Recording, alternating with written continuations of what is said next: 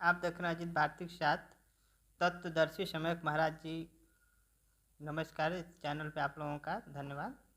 और सम्यक महाराज जी से बहुत दिनों के बाद इस चैनल पे बात हो रही है और हम लोग चाहते हैं कि जितने भी सम्यक महाराज जी के अनुयायी हैं या समर्थक हैं वो सभी लोग देखें। और बात करेंगे आज हम लोग उन बातों को लेकर जो संत गुरु रविदास महाराज जी की बाणी है, मन चंगा तो कठौती में गंगा।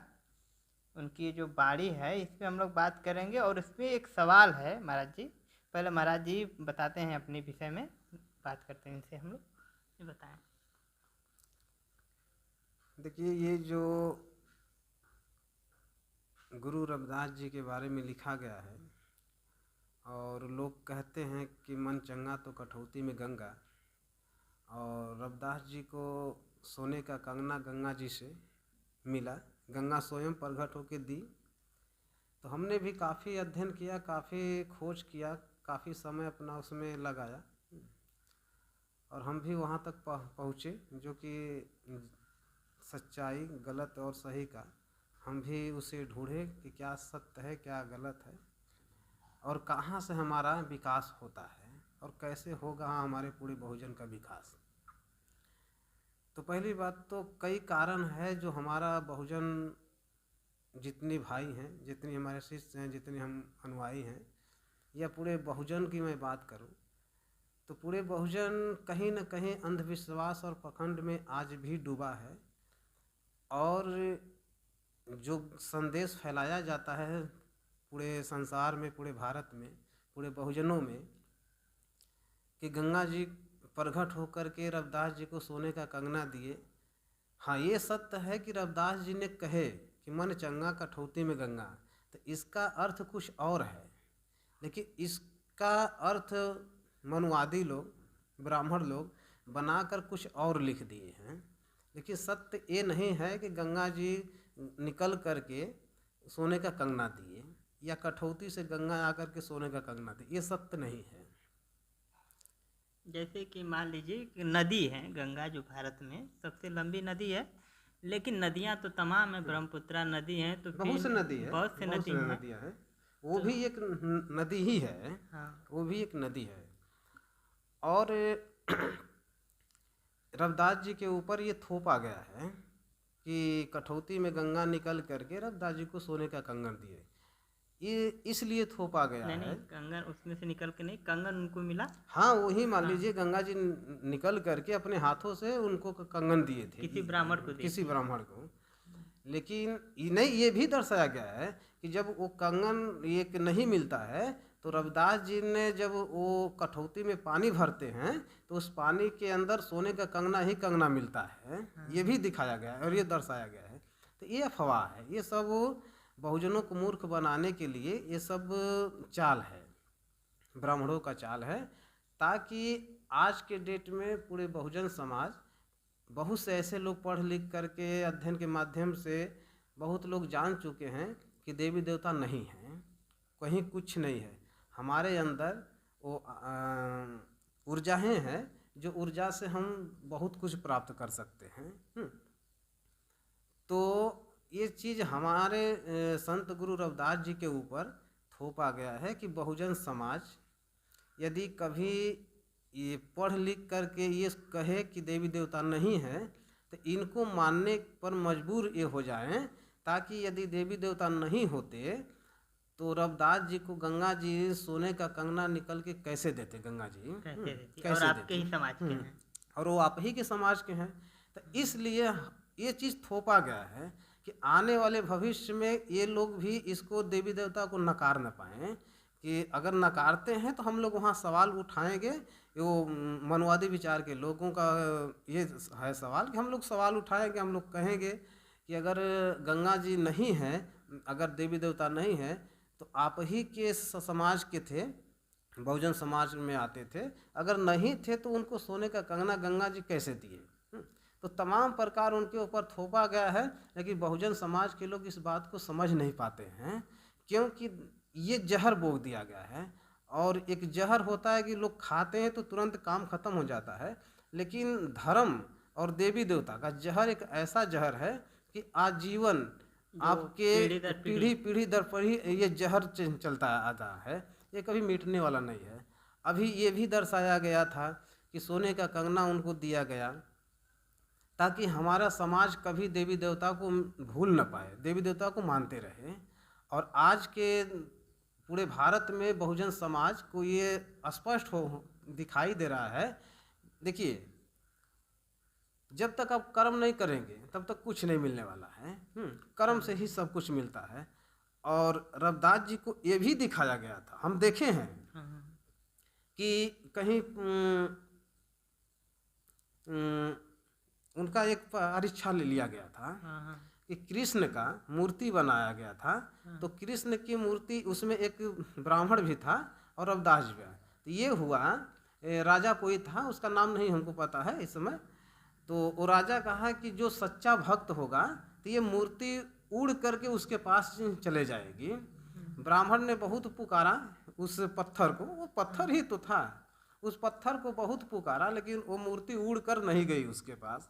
लेकिन जब रविदास जी ने आंखें बंद करके भजन करते हैं तो वो कृष्ण का मूर्ति, वो पत्थर जो था, उड़ करके रविदास जी के पास चला जाता है, गोद में चला जाता है। तो यहाँ ये दर्शाया जाता है कि हमारे बहुजन समाज में ऐसे ऐसे भक्त थे कि भगवान को प्रकट कर देते थे। और आप भी वैसा वैसा अपने अंदर क्या बोलते हैं, हाँ, तपस्या करिए, वो चीज़ करिए, पूजा पाठ करिए, आपको भी भगवान दिखाई देगा। वो हमको मूर्ख बनाया गया है। ये भी उनको साथ किया गया था कि एक पारस पत्थर आता है।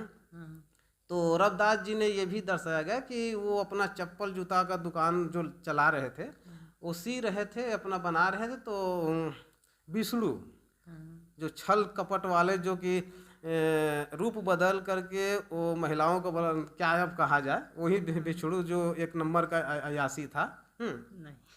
और वैसे लोगों का बात हम क्या करें, दिखाया गया, ये हकीकत है। तो वो विष्णु जो आता है तो रविदास जी से कहता है कि मेरा चप्पल सी दो। तो रविदास जी ने चप्पल सी देते हैं। सीने के बाद जब वो पैसे की बात आता है तो वो देता है एक पारस पत्थर देता है। पारस पत्थर देने के बाद वो कहता है कि ये पत्थर लो और तुमको जितनी सोना चांदी चाहिए, इस कहीं छुआओगे तो ये पूरे लोहा जो है इस सोना में बदल जाएगा। अब सोना में बदल जाएगा तो तुम्हारी गरीबी दूर हो जाएगा। तो रविदास जी इतनी, जैसे कि महाराज जैसे कि बात कर रहे हैं, जैसे कि लोग कहते हैं कि रविदास गुरु महाराज जी उस समय चप्पल सिल रहे थे, 1400 या 1500 शताब्दी की बात है। तो आपको भी और हमें भी, दर्शकों को भी जानना चाहिए कि चप्पल जूता उस वक्त भारत में नहीं थी, तो फिर सिलते कहाँ से थे? ये मेरा बड़ा सवाल है आपसे। तो यही लोगों को समझ नहीं आता था ना। अब उस समय कह दो कि वो प्लास्टिक बनाते थे या प्लास्टिक में कुछ ले जाते थे, तो उस समय प्लास्टिक था ही नहीं। तो ये भी लोगों को समझना चाहिए। तो ये उनके ऊपर थोपा गया है, वो गलत संदेश और गलत चित्र बना करके हमारे समाज के ऊपर, साधु संतों के ऊपर, महापुरुषों के ऊपर थोपा गया है। तो वो पारस रविदास जी ने अपने, उसमें लिखा गया था, दिखाया गया था, मड़ई में ले जाकर खोस देते हैं, जो अपना उनका कुटिया उटिया था उसमें खोस देते हैं। कुछ दिनों के बाद वो विष्णु फिर आते हैं वहीं। तो कहते हैं कि अरे तुम हमको चिन्ह रहे हो? तो वो कहे कि नहीं महाराज, आपको तो नहीं चिन्ह रहे हैं। तो विष्णु कहते हैं अरे तुमको हमने एक पत्थर दिए थे, वो क्या किए पत्थर? तो रविदास जी कहे कि अरे तुम दिए होगे पत्थर, उधर कहीं खोसे होंगे। तो गए तो कहे जहाँ तुम खोसे हो पत्थर, जाओ वहीं ले लो। तो विष्णु गए तो जहाँ वो विष्णु खोसे थे पत्थर वहीं था। तो अपना पत्थर लेकर आए। तो कहे कि धन्य है रविदास, आप जैसे ईमानदार और आप जैसे लोग अच्छे इस भारत वर्ष में नहीं मिलेंगे, विश्व वर्ष में नहीं मिलेंगे। आप धन्य है, आपको किसी प्रकार का लालच नहीं है, आप जैसे भक्त तो कोई हो ही नहीं सकता है। तो जानते हैं ये बात क्यों कहा जाता है? ताकि हमारा समाज कितनों पढ़ लिख करके या संत महात्मा बने, वो बन करके कोई लूट न पाए किसी का, किसी से कुछ मांग न पाए। ठीक है, किसी से कुछ मांग न पाए। अगर ऐसे शब्द नहीं कहेंगे तो हमारा भी समाज किसी से मांगना स्टार्ट कर देगा। तो हमको इसलिए वो ये चीज़ कहा गया कि इनको ऐसे कह दिया जाए कि बहुजन समाज के लोग बहुत ईमानदार हैं, बहुत संत बनने के बाद भी लोगों से 1 रुपया लेना देना नहीं करते हैं, मुफ्त में सेवा करते हैं, इनके जैसा ईमानदार कोई नहीं है। तो इसलिए वहाँ पर ये बात बोला गया ताकि लोगों को ये दिमाग में आए कि अरे हमारे महापुरुष थे। समय पर जो समाज को धोखा देने का काम वो मनुवादी विचारधारा के लोग करते रहे ताकि हमारे समाज को ये समझ में आए कि इतने महापुरुष शक्तिशाली हम रविदास जी थे जो कि गंगा स्वयं सोने का कंगना देती थी उसको ठुकरा दिए, पारस विष्णु दिया उसको ठुकरा दिए, तो हम लोग भी उन्हीं के समाज के हम लोग के अंदर लालच क्यों आए? तो महाराज जी अब दर्शकों को ये बताइए कि अब उससे लोग कैसे उभरें और क्या करना चाहिए लोगों को, ताकि उनके अब जो हुआ अब उस पर न चलकर जो नई है टेक्नोलॉजी तकनीकी इसको समझें। और वो महापुरुष थे, अमृतवाणी थी, तमाम उनकी बातें हैं।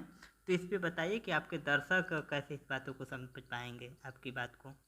देखिए दर्शक आज के सभी लोग पढ़े लिखे हैं, युवाएं सब लोग पढ़े लिखे हैं, पढ़ लिख रहे हैं। उनको तर्क वितर्क करना चाहिए, क्या गलत है क्या सही है उनको स्वयं सोचना चाहिए कि वास्तव में ये सच्चाई है या गलत है। और जो उनको समझ में आता है कि नहीं ये गलत है तो उनको गलत किसी हो, चाहे संत हो, महात्मा हो, चाहे नेता हो, चाहे कोई भी हो, उनके सामने इनको बोलना चाहिए। पहले तो हमारा समाज अगर सच्चाई जानता भी है तो बोल नहीं पाता है कि कहीं हमारा ही बदनामी ना हो, हमारा भी लोग भी हमको अलग न कर दें, विस्कार न हमारा कर दें।